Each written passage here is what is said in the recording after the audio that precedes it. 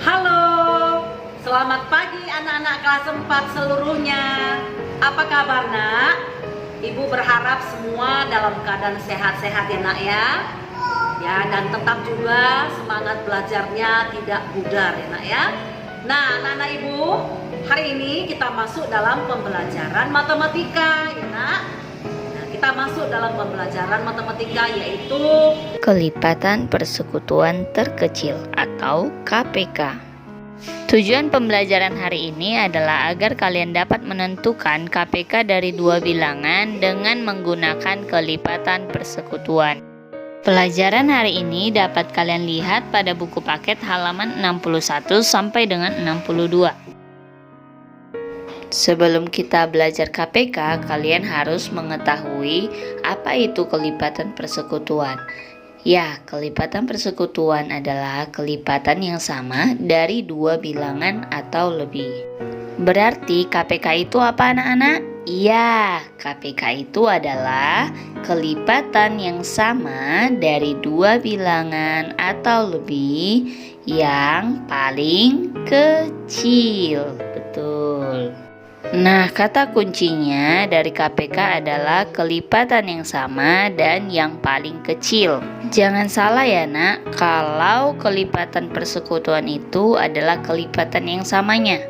Nah, kalau KPK-nya itu kelipatan yang sama tapi dia yang paling kecil.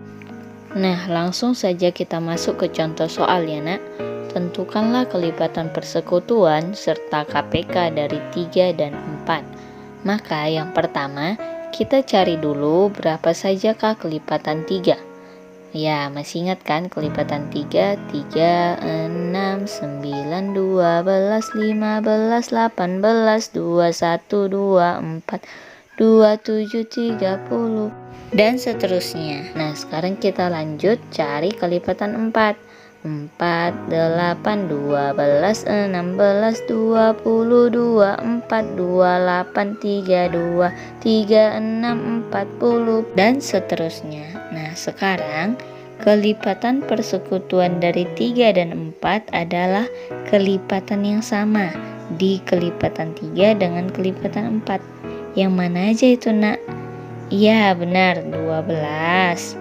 Kemudian apa lagi? 24. Dan kalau mau kita teruskan masih banyak lagi yang lain ya nak ya.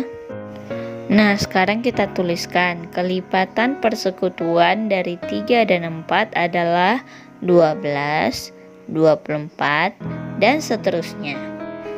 Nah, sekarang coba kalian perhatikan, manakah kelipatan persekutuan dari 3 dan 4 yang paling kecil? Iya, betul, 12. Maka bilangan 12 inilah yang disebut sebagai KPK atau kelipatan persekutuan terkecil dari 3 dan 4. Masih bingung ya? Oke, kita coba contoh soal yang berikutnya ya nak. Tentukanlah KPK dari 4 dan 6. Nah, yang pertama kita tuliskan dulu semua kelipatan 4. Mulai dari 4, 8, 12, 16, 20, 24, 28, dan seterusnya. Kemudian kita cari lagi kelipatan berapa nak? Iya, kelipatan 6. Mulai dari 6, 12, 18, 24, 30, 36, dan seterusnya. Nah, setelah kita cari kelipatan 4 dan 6, apalagi yang kita cari nak? Iya, pandai, kelipatan persekutuan dari 4 dan 6. Apa tadi kelipatan persekutuan? Kelipatan yang sama di antara kelipatan 4 dan 6. Angka berapa itu nak? Angka 12. Angka berapa lagi? Iya, 24. Maka kelipatan persekutuan dari 4 dan 6 adalah 12, 24, dan seterusnya. Tanda koma dan titik-titik itu artinya dan seterusnya ya nak. Masih banyak lagi angkanya.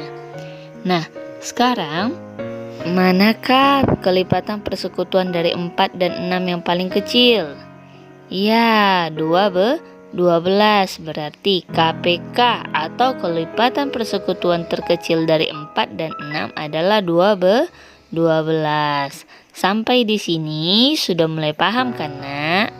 Oke, kita lanjut ya, Nak. Contoh soal yang berikutnya, tentukanlah KPK dari 2 dan 5. Sama seperti tadi, kita tentukan dulu berapa saja kelipatan dari 2. 2, 4, 6, 8, 10, 12, 14, 16, 18, 20, 22, dan seterusnya. Nah, kita cari lagi kelipatan 5. Kelipatan 5 berapa saja? 5, 10, 15, 20, 25, dan seterusnya. Nah, sekarang kita cari apa, Nak?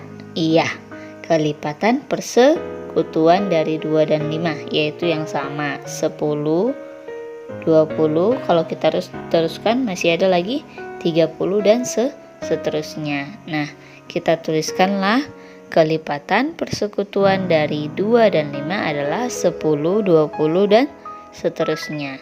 Nah, mana yang paling kecil, Nak? Iya, pandai, 10. Berarti KPK atau kelipatan persekutuan terkecil dari 2 dan 5 adalah 10. Nah, bagaimana? Sampai di sini sudah paham kan, Nak? Apa itu kelipatan persekutuan dan apa itu KPK? Maka kesimpulan pembelajaran kita hari ini adalah yang pertama, kelipatan persekutuan adalah kelipatan yang sama dari 2 bilangan atau lebih.